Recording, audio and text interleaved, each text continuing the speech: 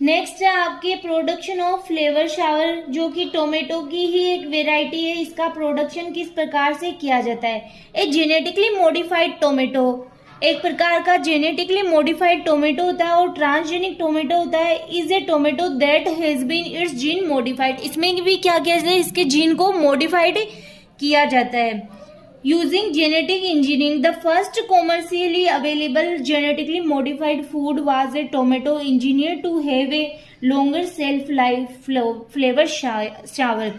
कि क्या होता है कि ट्रांसजेनिक जो टोमेटो होता है उसकी राइपनिंग रेट क्या हो जाती है? स्लो हो जाती है।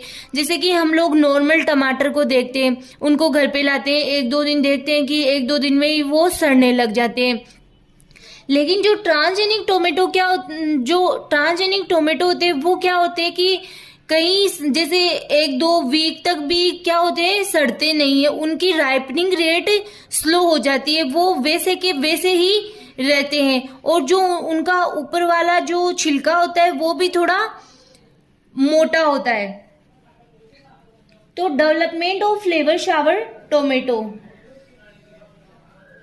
फ्रूट्स का सॉफ्टनिंग होना mainly enzyme polygalacturonase PG gene पर डिपेंड करता है। The gene encoding PG has been isolated and cloned. जिस प्रकार से बेसिलस थुरिंजेंसिस के जीन को क्या किया गया? एक्सट्रैक्ट किया गया, फिर उसे क्लोन करके जो क्रॉप है उसमें इंसर्ट किया गया, तो हमें क्या पता चला कि वो क्या हो रहा है? उस पेस्ट के प्रति रेजिस्टेंट शो कर रहा है।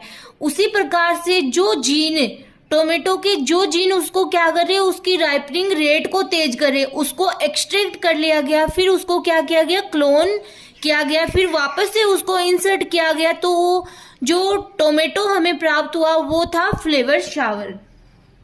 बहुत इजी है, इजीली आप इसको समझ सकते हो और अपनी लैंग्वेज में अपने नोट्स रेडी कर सकते हो। The gene encoding PG has been isolated and cloned. फिर प्रोसीजर इन्वॉल्व की कौन कौन सी प्रोसीजर है जिसके द्वारा हम लोग फ्लेवर शावर का डेवलपमेंट करते हैं? Isolation of DNA from tomato plant that encode the enzyme polygalacturonase, transfer of PG gene to a vector bacteria. अब जो हमने पीजी जीन को एक्सट्रैक्ट किया, फिर उसे क्या करते हैं? किसी वेक्टर में ट्रांसफर करते हैं। And production of complementary DNA molecule, और क्या करते हैं? उसका कॉम्प्लीमेंट्री डीएनए बनाते हैं। Of cDNA into a fresh tomato plant। अब जो हमने कॉम्प्लीमेंट्री डीएनए बनाया उसको क्या करते हैं? किसी फ्रेश टोमेटो में इंट्रोड्यूस करते हैं। किस लिए? ताकि हमें ट्रांसजेनिक प्लांट मिल सके, टू प्रोड्यूस ट्रांसजेनिक प्लांट। फिर अब हम लोग अगर इसका लाइन डायग्राम देखें तो आप लोग नोट डाउन कर सकते हो कि यहाँ पे हमने क्या लिया? Normal tomato. यहाँ पे तो वो प्रोसेस दिखाई गई है जिसमें कि टोमेटो की राइपनिंग रेट तेज है। इसमें क्या होता है? नॉर्मल एमआरएनए बनता है। फिर है पीजी प्रोटीन बेड्स, इसमें क्या है? पीजी जीन है जो कि natural rotting tomato due to PG gene के कारण क्या हो रही है? नेचुरल रोटिंग हो रही है। फिर अगर हम लोग इसको आइसोलेट करके इसका कॉम्प्लीमेंट्री बना के फिर इसको क्या करते हैं? फ्रेश टोमेटो में ऐड करते हैं, तो हमें क्या प्राप्त होगा? एक प्रकार की ट्रांसजेनिक क्रॉप या प्लांट प्राप्त होगी। तो टोमेटो यहाँ पे है डीएनए जिसमें कि क्या है? पीजी जीन है। अब इस पीजी जीन को क्या किया गया? इस पीजी जीन से क्या बन रहा है? एमआरएनए बन रहा है, जो हमने यहाँ पे देखा सेंस एमआरएनए बन रहा है। ठीक है, अब हम लोग क्या करेंगे? इसके कॉम्प्लीमेंट्री बनाएंगे। तो यहाँ पे इसको आइसोलेट कर लिया, फिर इसका यहाँ पे इसके साथ में क्या किया गया? एंटीसेंस आरएनए ऐड किया गया। अगर हम लोग एंटीसेंस आरएनए टेक्नोलॉजी पढ़ते हैं तो वहां पे हम लोग पढ़ते हैं जो एंटी एमआरएनए होता है वो क्या होता है? जो एमआरएनए होता है उसके कॉम्प्लीमेंट्री होता है, कि एक प्रकार का सिंगल स्ट्रैंडेड एमआरएनए होता है, बट ये क्या होता है कि जो एमआरएनए होता है उसके कॉम्प्लीमेंट्री होता है और स्टेबल डुप्लेक्स का फॉर्मेशन करता है। तो यहाँ पे इन दोनों के मिलने से क्या किसका फॉर्मेशन होगा? कॉम्प्लीमेंट्री एमआरएनए का फॉर्मेशन होगा, जो कि कैसा होगा? एंटीसेंस। जिससे कि ये पीजी जीन है वो क्या होगा, नहीं बनेगा। जिससे कि क्या होगा कि ripe tomato no rotting for about 3 weeks, कि टोमेटो क्या होगी, राइप होंगे लेकिन इनकी रोटिंग प्रोसेस होगी वो क्या होगी, 3 वीक्स तक नहीं होगी, मतलब राइपनिंग रेट है वो स्लो हो जाएगी।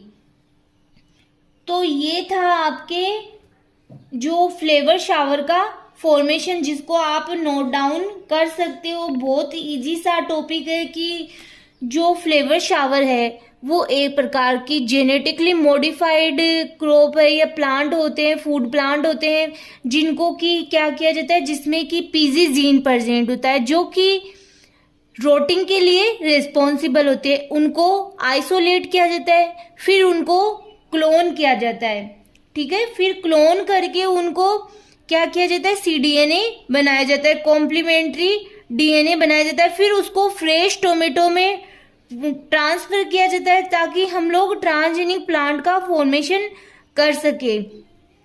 तो ये सिंपल सी प्रोसेस थी जो आप इजीली लर्न भी कर सकते हो और अपने नोट्स भी प्रिपेयर कर सकते हो। अब आप यहाँ पे अगर लिखना चाहो तो नॉर्मली यहाँ पे नोट डाउन किया गया, आपके एडवांटेज नोट डाउन किए गए, स्लोवर राइपन रेट जो कि फ्लेवर शावर के एडवांटेज है, ये ripen longer on vine, fully developed flavours increase the shelf life, इनकी इंक्रीज हो जाती है। फिर अगर आप एडवांटेज यहाँ पे बीटी कॉटन के एडवांटेज नोट डाउन करना चाहो तो वो भी आप कर सकते हो। Yield superiority, more profit, lesser need of pesticide, better quality, suitability for early showing.